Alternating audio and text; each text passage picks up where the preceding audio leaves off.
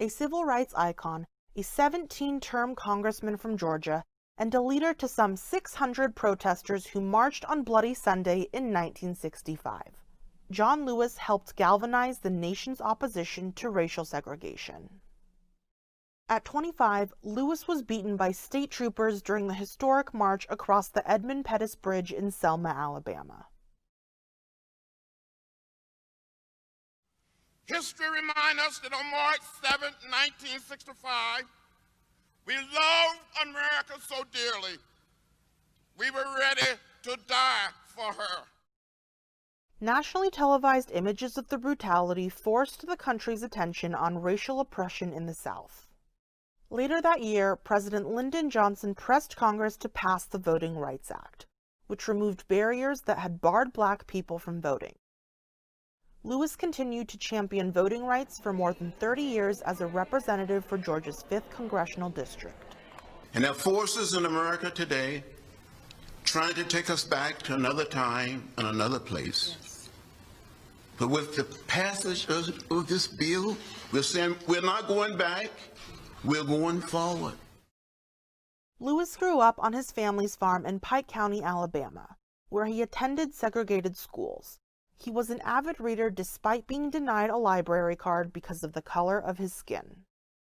After helping to found the Student Nonviolent Coordinating Committee in 1963, Lewis became the youngest and last survivor of the Big Six civil rights activists, a group led by Reverend Martin Luther King, Jr.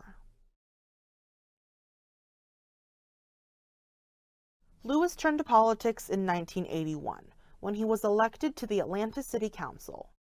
The Democrat has represented much of Atlanta in Congress since 1986, when he first won the seat. He was arrested 40 times during the civil rights movement in the 1960s, and 5 more times as a congressman. At 78, he said he'd do it again to help reunite immigrant families separated by President Donald Trump's administration. I would go to the borders. I'd get arrested again. You know, if necessary, I'm prepared to go to jail. Thank you, brother. In 2011, Lewis received the Presidential Medal of Freedom, the nation's highest civilian honor, from then-President Barack Obama.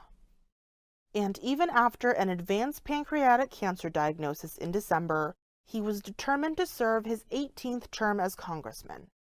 The man some called the conscience of Congress easily won the Democratic bid for the seat in June.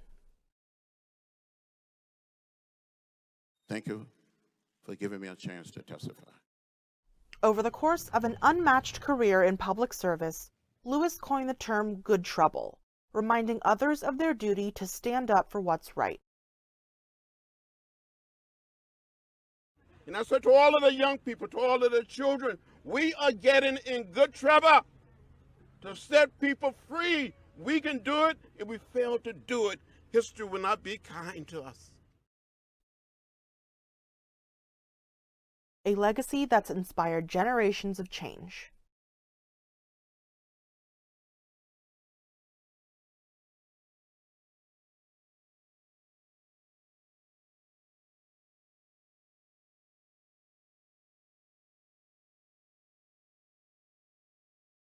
He was known by his colleagues as the conscience of Congress, and on Friday, Representative John Lewis died at the age of 80 after a battle with pancreatic cancer. An Alabama sharecropper's son, Lewis was a hero of the 1960s civil rights movement, endured beatings by white police and mobs, and played an outsized role in American politics for 60 years.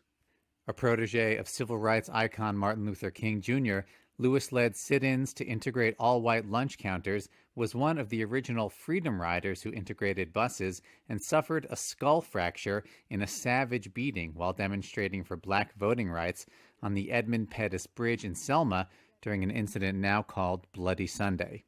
50 years later, he walked arm in arm with the nation's first black president across that same bridge. I'm John Lewis, running for Congress. Lewis was elected in 1986 as a Democrat to the U.S. House of Representatives from Georgia and kept up the fight for civil rights and human rights until the end of his life, inspiring others with calls to make, quote, good trouble. Speak up! Yeah. Speak out. Get in the way. Get in good trouble. Necessary trouble. And help redeem the soul of America. In 2016, Lewis used nonviolent protest tactics he learned from King to organize a 24-hour sit-in on the House floor to push for gun control legislation. And he continued to fight for voting rights throughout his career. The vote is an opportunity to be on the right side of history. Tributes from leaders in both parties poured in late Friday and Saturday. In a statement, former President Barack Obama said that Lewis, quote, loved his country so much that he risked his life and his blood so that it might live up to its promise. And through the decades, he not only gave all of himself to the cause of freedom and justice, but inspired generations that followed to try to live up to his example.